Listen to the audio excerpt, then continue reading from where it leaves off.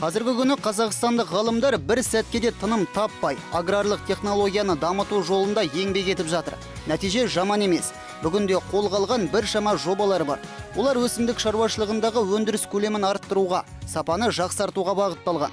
Олай болса, отандық мамандардың ілкімді істеріне тоқталайық, жақынырақ таныстырайық. Арнамыздан алыстамаңыздар.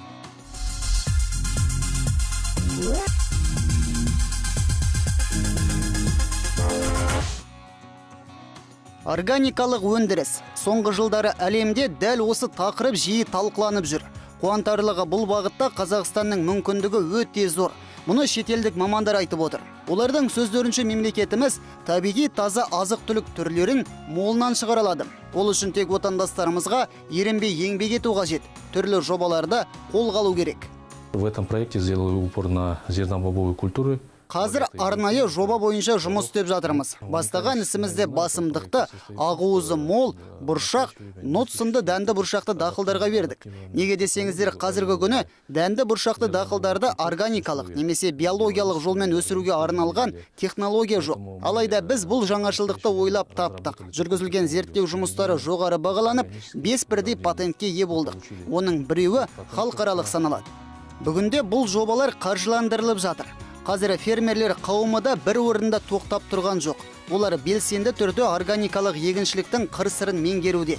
Нәтиже жаман емес. Осы күні еліміздегі 300 мың гектар аумаққа экологиялық таза дақылдардың тұқымдары егіледі. Алдағы уақытта бұл көрсеткіш өсуі міндетті. Себебі жыл артқан сайын әлемде химиялық препараттарсыз өсірілетін өнімдерге деген сұраныс артып келеді. Әсіресе Қытай, Ресей мемлекеттері табиғи жолмен піскен тауарларды көптеп сатып алуға ниетті. Сондықтан да отандастарымыз бұл бағытты оң жолға қоя алады. Ол үшін бірінші кезекте топырақпен жұмыс жасау қажет. Мамандар Қазақстанның солтүстігінде болып, алқаптарда зерттеу жұмыстарын жүргізіпті. Осылайша олар танаптардағы пайдалы заттардың мөлшерін анықтаған. Сөздерінше егістік жердің 70%-ында азот тапшы. Аумақтың 80%-інде фосфор жетіспейді. Тағы 50%-на қарашырық қажет екен. Нас очень интересует направление засоленность почв. Сонымен қатар қазір бізді топырақтың тұздануы сынды мәселе өте қызықтырады. Себебі бүгінгі таңда бұл проблема Қазақстанда өткір тұр. Тағы осы күні елімізде қарашіріктің фракциялық құраммен айналысатын адамдар аз. Аталған мәселені шешу үшін германиялық әріптестерімізбен арнайы жобаны қолға алмақшымыз. Қазақстандық ғалымдар германиялық, франциялық, америкалық мамандармен тығыз байланысты. Олар тұрақты түрде бір-бірімен тәжірибе алмасып тұрады. Жаңашылдықтарды бірлесе меңгереді. Айтуларынша қазіргі күні агроөнеркәсіптік кешенде тың технологиялар, әдіс-тәсілдер жетерлік. Оны баршамыз жақсы білеміз. Бірақ осы білімді, инновацияларды шаруалар қаншалықты қолданады? Қазір шаруаларды сапа емес, сан қызықтырады. Біз осы мәселенің алдын алу бағытында диқандармен жұмыс істеп жатырмыз. Студенттерге, магистранттар мен докторанттарға мән жайды үнемі түсіндіріп тұрамыз. Болашақта олардың санымен қатар сапаға да ерекше мән бергендерін қалаймыз.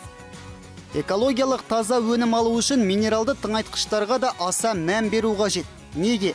Себебі олардан егістік алқаптарға зиянды қалдықтар тарайды екен.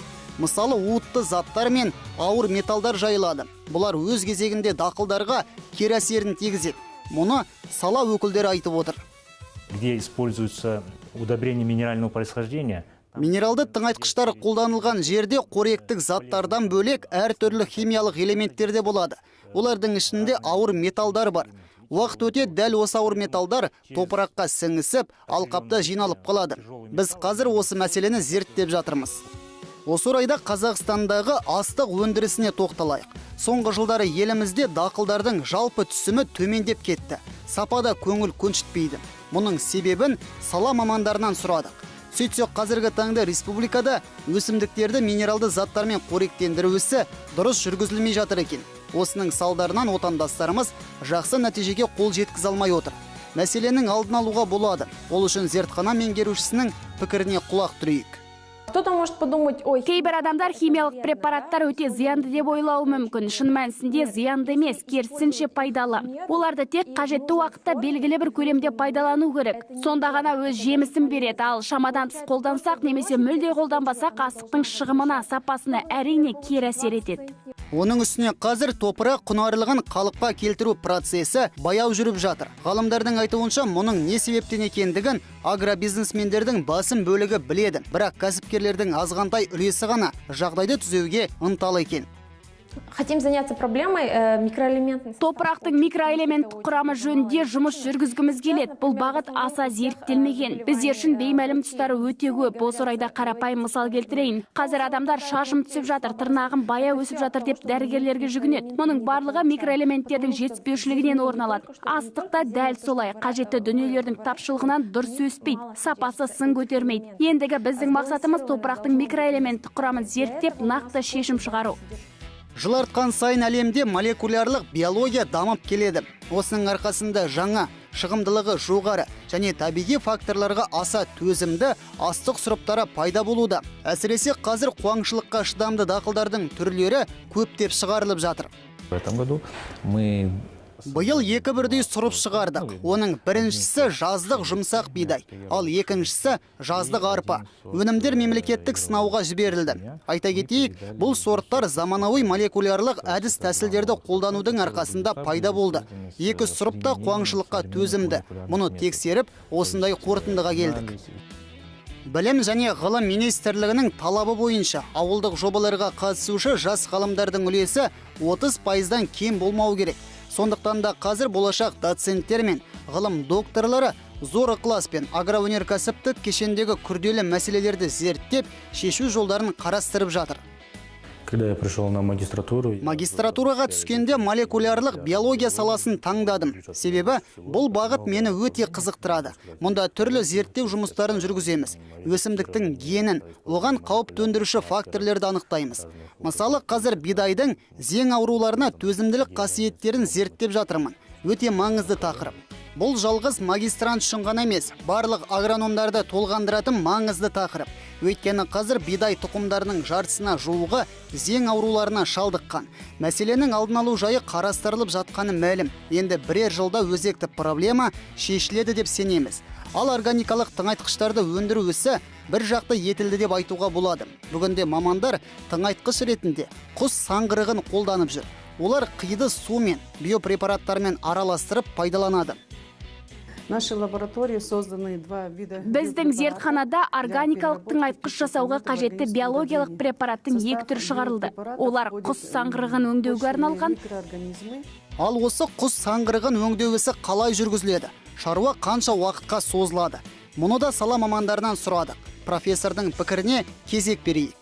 Переработка птичьего помета состоит из... Құс саңғырығы бірнеше кезеңдік өңдеуден өтеді. Алдымен қиып бір жерге жинастырылады, кейін оған биологиялық препарат қосылып, қопсыту процесі басталады. Бұл іс 20-30 тәулікке созылады. Осының нәтижесінде сапалы органикалық тыңайтқыш дайындалады. Өңдеу жұмыстарымен жыл бойы айналысуға рұқсат етіледі. Ол үшін тек жылы нысан болу қажет.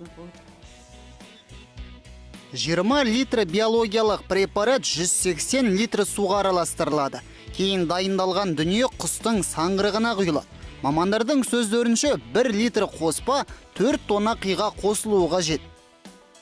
В отличие от минеральных удобрений, применение... Минералды тыңайтқыштарға қарағанда органикалық тыңайтқыштарды пайдаланған өте тиімді. Неге десеңіздер, органикалық өнім ұзақ уақыт әсер етеді. Мысалы, мұндай тыңайтқышты бір рет жерге сіңіріп 3 жыл бойы қолданбауға болады. Және осы 3 жылдың ішінде жақсы астық жинауға мүмкіндік бар.